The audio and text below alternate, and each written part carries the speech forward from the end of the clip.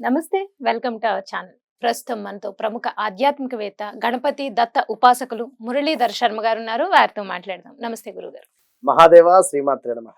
ఒక్కొక్కసారి గురుగారు ఇంట్లో చాలా చిరాకులు అనిపిస్తాయి. అంటే ఏంటో తెలియదు, మానసిక ప్రశాంతత ఉండదు, రాత్రులు నిద్ర పట్టదు, చిన్న చిన్న విషయాలకి గొడవలు జరిగిపోతూ ఉంటాయి, పిల్లలు చెప్పిన మాట వినరు. అంటే అలాంటప్పుడు ఇంట్లో నెగిటివ్ ఎనర్జీ ఉందేమో అనిపించేస్తూ ఉంటుంది. కానీ అలాంటప్పుడు ఏం చేయాలి అనేది చాలా మందికి తెలియకపోవచ్చు. అటువంటి వాళ్ళు ఎటువంటి రెమెడీస్ పాటించుకుంటే ఆ ఇంట్లో కానీ లేకపోతే మనసులో ఉన్న చిరాకు కానీ తొలగి కొంచెం ప్రశాంతంగా ఉంటుంది కుటుంబం అంటే మీరు ఏం చెప్తారండి?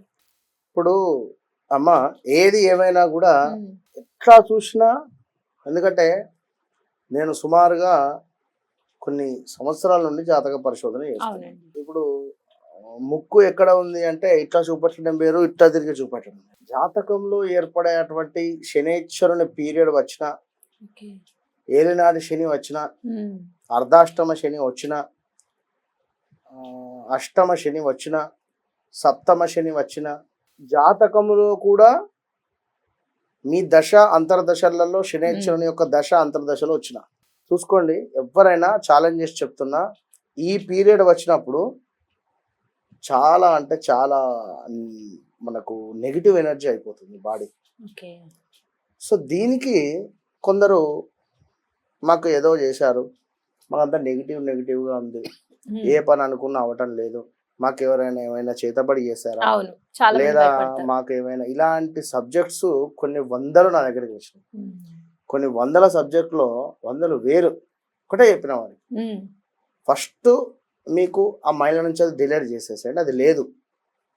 శని పీరియడ్లో దశ అంత వాళ్ళకి చూపెట్టిన, బోర్డు మీద వేసి మరి వాళ్ళకి క్లియర్గా చూపెట్టిన, ఇగో అమ్మ ఈ టైం నుండి ఈ టైం దాకా అవునా కాదా, ఎస్ అవును, నేను పాయింట్అవుట్ చేసి వారికి చెప్పిన, నిజమే గురువు గారు, సో మీరు ఇది చేసుకోండి అని చాలా మందికి చెప్పాను.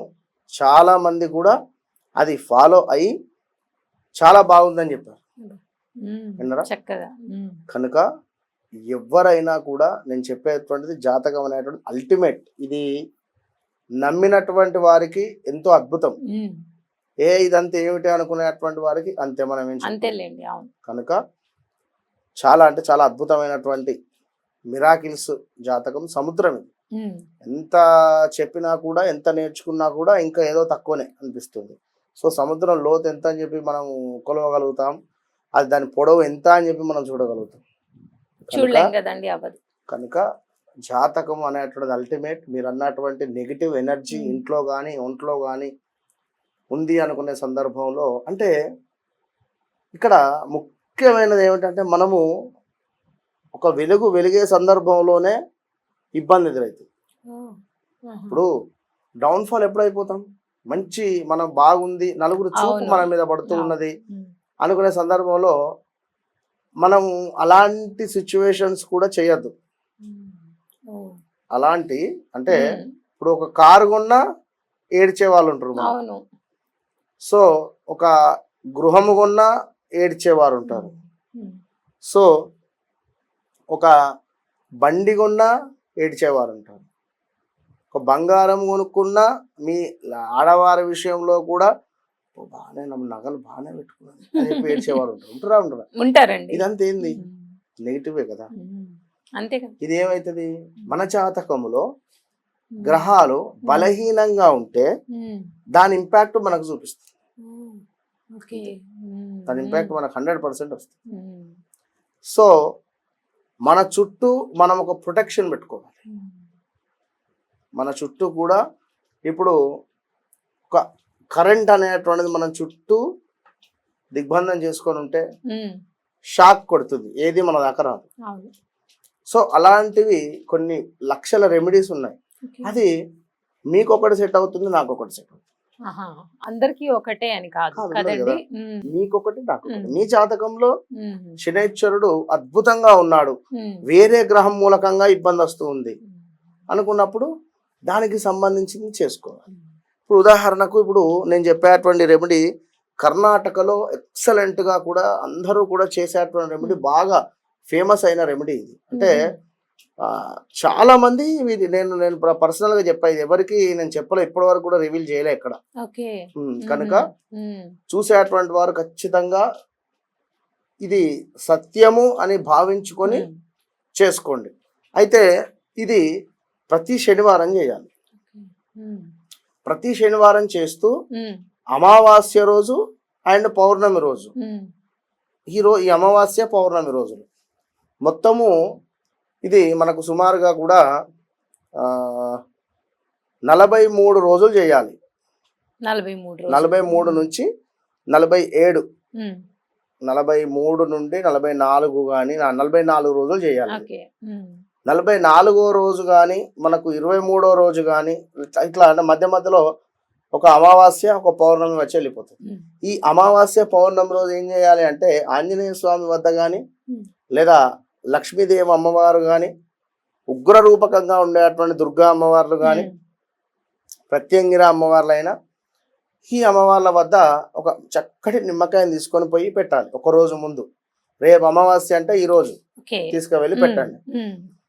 రేపు పౌర్ణమి అంటే పౌర్ణమి రోజు వెళ్ళండి, పౌర్ణమి రోజు వెళ్ళండి. అమావాస్యకు మాత్రం రేపు అమావాస్య అంటే ఇవాళ అక్కడ నిద్ర చేయాలి నిమ్మకాయ అమ్మవారి వద్ద. సో పౌర్ణమి రోజు అదే రోజు తీసుకువెళ్ళి అమ్మవారికి సమర్పించి మళ్ళీ మీ నిమ్మకాయ మీరు ఇంటికి తెచ్చుకోండి.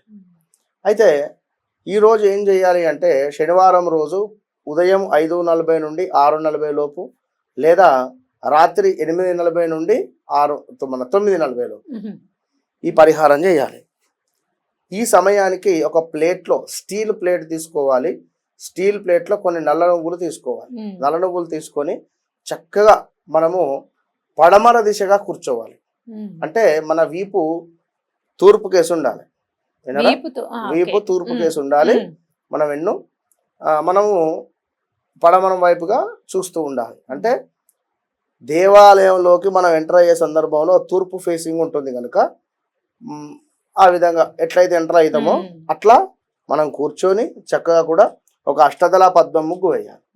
లేదా స్వస్తికో మీకు ఇచ్చినటువంటి ముగ్గు వేయండి. మంచి ముగ్గు వేసి ఆ ముగ్గుపై ఒక ప్లేటు పెట్టి, ఆ ముగ్గుపై ఈ యొక్క ప్లేటు పెట్టి ఈ ప్లేట్లో నల్ల నువ్వులను పోసి చక్కగా కూడా నల్ల నువ్వులను పోసిన తర్వాత మనకు ఈ యొక్క బ్లూ కలర్ పువ్వులు దొరుకుతాయి. అది ఇట్లా బ్లూ కలర్ లో వస్తాయి, గమ్మత్తుగా ఉంటుంది. చామంతి పూలు కూడా ఉన్నాయి ఇవాళ రేపు.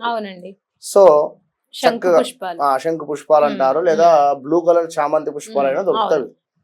ఈ శనైశ్వరుని యొక్క 108 నామాలు చెప్పుకొని ఒక 4 పుష్పాలు ఆ యొక్క నల్ల నువ్వులపై వేసి చక్కగా కూడా దానికి కొంత బెల్లము కానీ మిశ్రీ కానీ నైవేద్యం పెట్టి దాని తర్వాత ఈ యొక్క ఏదైతే పౌర్ణమి రోజు కానీ ఏదైతే అమావాస్య రోజు కానీ మనం చెప్పుకున్నామో ఈ నిమ్మకాయను అమావాస్య ముందు రోజు దేవాలయంలో పెట్టి అమావాస్య రోజు వెళ్ళి ఆ నిమ్మకాయ తెచ్చుకొని పౌర్ణమి రోజైనా అమ్మవారి వద్ద నిమ్మకాయ ఉంచి ఆ నిమ్మకాయని తెచ్చుకొని చక్కగా కూడా కడప మీద పెట్టి దాన్ని 2గా కూడా కట్ చేసి అది పసుపులో అద్ది లెఫ్ట్ సైడ్ పెట్టాలి, కుంకుమలో అద్ది మనకు రైట్ సైడ్ పెట్టాలి.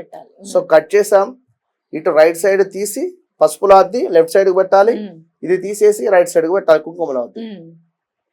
పెట్టిన తర్వాత ఇది ఏదైతే మనం చెప్పుకొని ఉన్నామో ఈ నల్ల నువ్వులు ఇవన్నీ కూడా ఒక చక్కగా పేపర్లో ప్యాక్ చేసేసుకొని కొంత చక్కెర కూడా యాడ్ చేసేసి అందులో ప్యాక్ చేసేసి దీన్ని ఇంటి బయటికి వచ్చి ఒక 9 మార్లు ఇటు 9 మార్లు ఇటు దిష్టి తీసేసి చక్కగా కూడా దీనిని ఎవరు తొక్కని ప్రదేశంలో కానీ లేదా కుదిరితే కాకి ఎక్కడైనా కనబడ్డా కాకి తినేటువంటి విధంగా పెట్టినా మంచిదే కాకులకు, లేదా పారే నీటిలో అయినా కూడా దీన్ని వేయడం వల్ల ఎక్సలెంట్ రిజల్ట్ ఉంటుంది.